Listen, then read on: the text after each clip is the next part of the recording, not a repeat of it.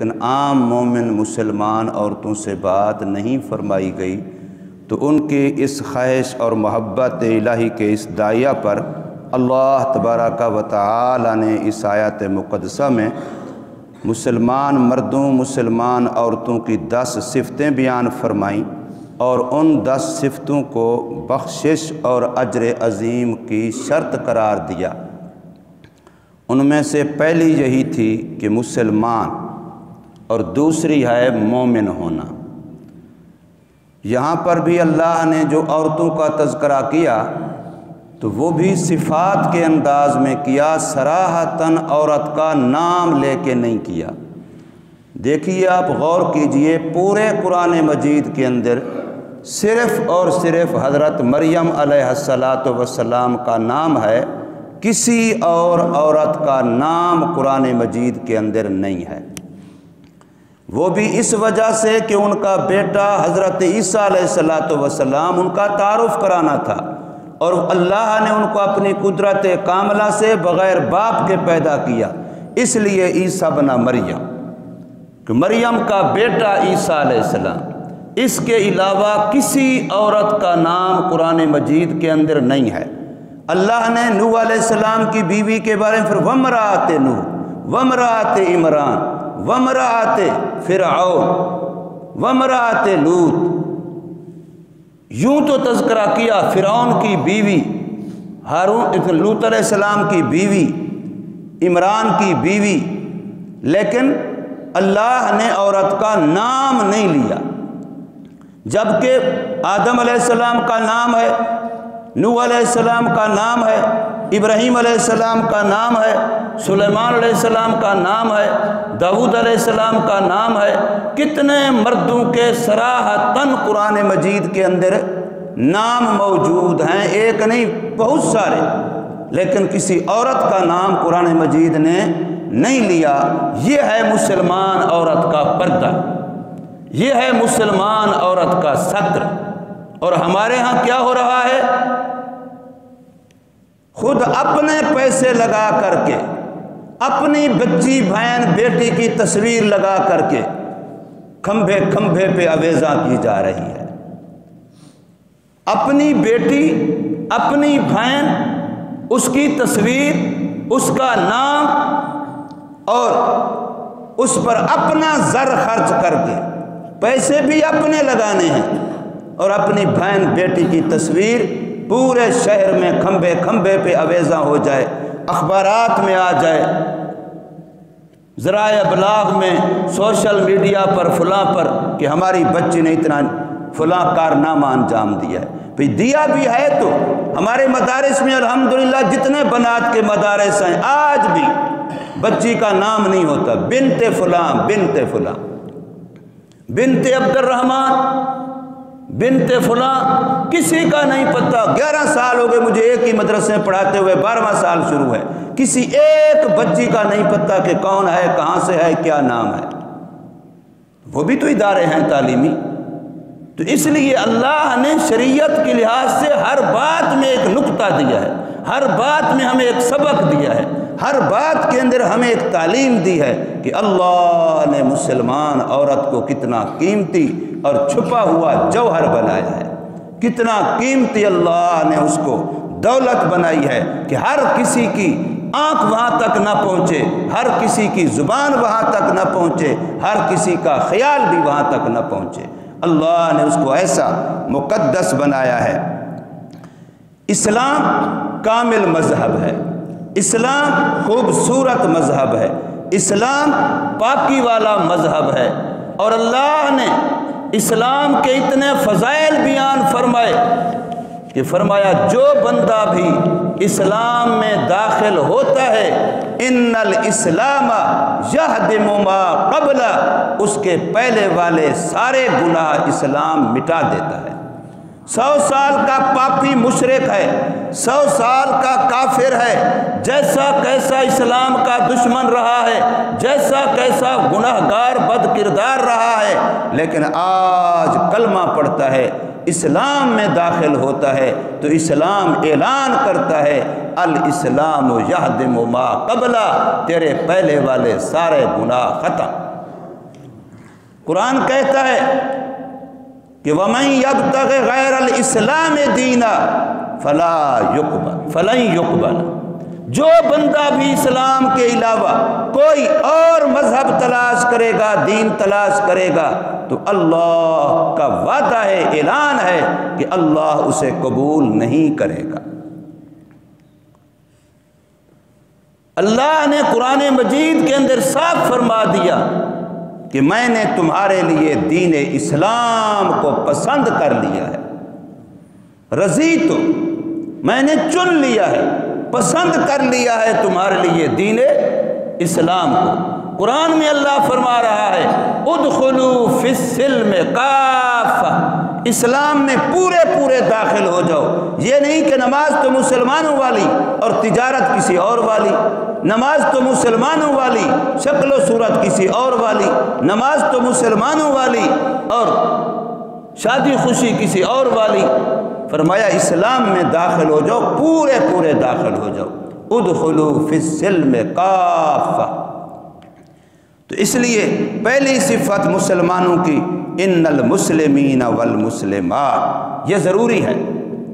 پیر ذوالفقار صاحب نے ایک واقعہ لکھا ہے اسی کتاب میں، جس کا میں نے کل بھی تذکرہ کیا ہے، مغفرت کی شرطیں، رات ہی میں پڑھ رہا تھا۔ حضرت نے ساتھ فرمایا کہ ہے تو یہ اخبار کا واقعہ، مدینہ طیبہ میں ایک بندہ رہتا تھا، مدینہ طیبہ جیسے شہر میں، وہاں ایک بندہ رہتا تھا۔ حضرت نے وہاں لکھا دیا کہ پیدائش بھی وہاں کی تھی اس کی، لیکن نام کا مسلمان تھا، باقی کچھ مسلمانوں والا بیچارے کے پاس نہیں تھا۔ فوت ہوا، اسے جنت البقیع میں دفن کیا گیا، اور دفن کے بعد پتہ چلا کسی بندے کی جو دفن کے کام کرنے والوں میں تھے، اس میں کوئی قیمتی چیز اس کی وہاں قبر کے اندر گر کے رہ گئی۔ قبر بعد میں کھولی گئی حکومت کی اجازت سے، جب قبر کھولی گئی تو وہاں دیکھا جس کو دفن کیا تھا وہ نہیں ہے، اس کی جگہ پر وہاں ایک عورت ہے، ایک لڑکی ہے، اور چونکہ حکومتی معاملہ تھا اس کی بڑی تشہیر ہوئی کہ یہ کون ہے، یہ کیسے ہو سکتا ہے، ہم نے تو یہاں مرد دفن کیا تھا، یہ عورت ہے۔ جب وہ تشہیر ہوئی اور اس کی میڈیا وغیرہ پر تصویریں دی گئی تو کسی اور ملک کا، حضرت لکھا کافروں کا ملک، وہاں سے ان لوگوں نے کہا یہ تو ہماری بچی کی تصویر ہے، ہم نے تو فلاں جگہ پر دفن کی تھی اپنے ملک میں۔ تو پھر اس بات پر وہ قبر کھولی گئی جہاں وہ عورت کو دفن کیا گیا تھا، تو وہاں اس بندے کی لاش تھی، میت تھی، جس کو یہاں مدینہ طیبہ میں دفن کیا گیا تھا۔ اب حضرت نے اس پر لکھا یہ ہے کہ ایک بندہ جو مدینہ طیبہ میں رہتا ہے لیکن اسلام نہیں ہے اس کے پاس، تو وہ وہاں پہنچ گیا اللہ کی قدرت سے، اور جو وہاں دفن ہوتا ہے اسلام ہے اس کے پاس، اللہ نے اس کو مدینے میں پہنچا دیا۔ تو اسلام وہ مذہب ہے، اسلام یہ دین ہے جس کی اللہ کے ہاں قدر و قیمت ہے، اللہ کے ہاں اس کی قدر و قیمت ہے۔ اس لیے میرے بھائیوں ہمیں اس نعمت کی قدر کرنی چاہیے۔ اسلام کے اوصاف کو پڑھیں کہ اسلام کتنا پاکی والا مذہب ہے، کتنا اخلاق والا مذہب ہے، کتنا خدمت خلق والا مذہب ہے، کتنا رحم دلی والا مذہب ہے۔ ان میں سے ایک ایک پر ہزاروں واقعات سنائے جا سکتے ہیں جو باقاعدہ طور پر مشاہدے میں آ چکے ہیں کہ اسلام کے لیے جب بندہ مسلمان ہوتا ہے اس کے کیا کیا اوصاف و صفات ہیں، کیا کیا اسلام کی برکات و خصوصیات ہیں۔ ہم لوگوں نے اس کو سمجھا نہیں ہے، ہم ماں کی گود سے ایک رواجی مسلمان ہیں کہ چونکہ باپ دادا مسلمان تھے۔ تو یاد رکھیے اس طرح کا اسلام اللہ کو نہیں چاہیے۔ اسلام کو سمجھیے، فہم و ادراک سے سمجھیے، دلائل سے سمجھیے، اس کی حقانیت کی بنا پہ اسلام کو قبول کیجیے۔ صرف یہ نہیں کہ چونکہ میں ماں باپ کے لحاظ سے مسلمان تھا چنانچہ میں اور کون سا مذہب اختیار کروں، بس ٹھیک ہے ہم مسلمان ہیں۔ یہ اسلام اللہ کے لیے ہمارے ہاں اللہ کے ہاں کافی نہیں ہے۔ اسلام کو سمجھیے، اس کی حقانیت کی بنا پہ سمجھیے، اس کی برکت و رحمت کی بنا پہ سمجھیے، اس کو سمجھ کے اختیار کیجیے، پھر دیکھیں اسلام کی برکتیں کتنی ملتی ہیں۔ دوسری صفت فرمایا والمؤمنین والمؤمنات،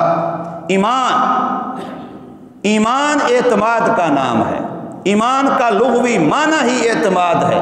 جتنا اللہ اور اللہ کے رسول صلی اللہ علیہ وسلم پر اعتماد ہوگا اتنا ایمان ہوگا۔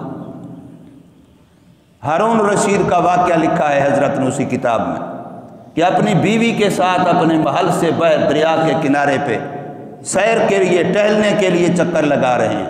ان کے زمانے میں اللہ والا تھا، مشہور ہے، اس کے تذکرے عام ہوتے ہیں بہلول کے نام سے۔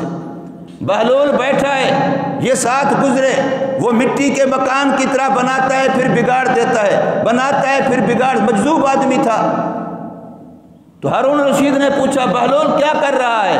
کہتا ہے مکان بنا رہا ہوں۔ انہوں نے کہا کیا کرو گے؟ کہتا ہے بیچوں گا۔ مٹی کے مکان وہی بنا رہا ہے، بگاڑ بھی رہا ہے، کیا کروں گا؟ بیچوں گا۔ اس نے کہا کون خریدے گا؟ کہ جس کے نصیب میں ہوگا۔ کہتا ہے اچھا مجھے بیچو گے، کتنی قیمت ہے؟ اس نے کہا کہ اس کا 1 دینار قیمت ہے ایک مکان کی۔ اب وہ ہارون رشید بات کہہ کے چلا گیا۔ اس کی بیوی رک گئی، اس نے کہا یہ لے دینار، ایک مکان مجھے دے دے۔ اس نے دینار لے لیا۔ رات ہو گئی، ہارون رشید خواب دیکھتا ہے، اللہ خواب میں جنت دکھاتا ہے، جنت میں محل دکھاتا ہے، محل کے اوپر زبیدہ کا نام لکھا ہوا دکھاتا ہے۔ تو ہارون رشید بیدار ہوا تو حیران ہوا۔ صبح بیوی سے تذکرہ کیا، پھر بہلول کی تلاش میں نکل پڑے۔ اب بہلول ملا، ہاں بہلول کیا کر رہا ہے؟ مکان بنا رہا ہوں، کیا کرو گے؟ بیچوں گا۔ مجھے بھی بیچو گے؟ کہتے ہاں بیچوں گا۔ کتنی قیمت لوگے؟ کہتے ساری دنیا کی بادشاہی۔ وہ کہتے ساری دنیا کی بادشاہی تو میرے پاس ہے نہیں، میں تو تھوڑے سے علاقے کا بادشاہ ہوں، یہ لے لو۔ کہتا ہے نہیں۔ کہتا ہے کل تو نے 1 دینار کہا تھا، آج ساری دنیا کی بادشاہی کیوں؟ کہتا ہے کل بن دیکھا سودا تھا، آج دیکھ کے تو سودا کر رہا ہے۔ بن دیکھا سودا تھا، ہمارا ایمان بن دیکھا ایمان ہے، یؤمنون بالغیب۔ بن دیکھا سودا ہے، اللہ سے سودا کیجئے، کر لیا ہے ہم نے، اتنا ڈٹ جائیے۔ امام ابو حنیفہ سے کسی نے پوچھا آپ مسلمان ہیں، مومن ہیں؟ فرمایا انا مؤمن حقا، میں پکا ٹھکا مومن ہوں، یہ نہیں کہا مومن ہوں انشاءاللہ۔ فرمایا اسلام کی ایک ایک بات پر اتنا یقین ہو کہ زمین و آسمان ہٹ جائے، میرے یقین میں فرق نہ آئے، کل کو میں آنکھوں سے بھی دیکھ لوں تو میرے یقین میں اس سے اضافہ نہ ہو، اتنا مجھے یقین ہو اسلام کی ایک ایک بات پر، تب تو میرا ایمان ہے۔ ورنہ میں نے کئی دفعہ کہا ایمان کی ضد شک ہے، اگر تھوڑا سا بھی شک آ گیا، شاید تھوڑا سا بھی شک آ گیا تو ایمان گیا۔ اپنی بخشش پہ یقین، اپنے رب پہ راضی ہونے پہ یقین، توبہ کے قبول ہونے پہ یقین، کلمے کی فضیلت پہ یقین، اللہ نے جو ہمیں دولت دی ہے ساری کائنات اس کی پیاسی ہے، اس لیے اس پر اتنا یقین کیجئے، یقین کیجئے۔ یہ نہیں کہ میں دعا تو مانگتا ہوں پتہ نہیں قبول ہوتی ہے کہ نہیں، میں توبہ تو روز کرتا ہوں پتہ نہیں قبول ہوتی ہے کہ نہیں، یقین رکھیے کہ قبول ہے، قبول ہے، قبول ہے، ذرا بھی شک مت آنے دیجئے۔ اس لیے فرمایا کہ مومن مرد اور مومن عورتیں، اللہ تبارک و تعالی ہمیں بھی ایمان کامل نصیب فرمائے اور ایسا پکا ٹھکا ایمان نصیب فرمائے کہ جو جنت کی اور اللہ کی رضا کی قیمت بن جائے۔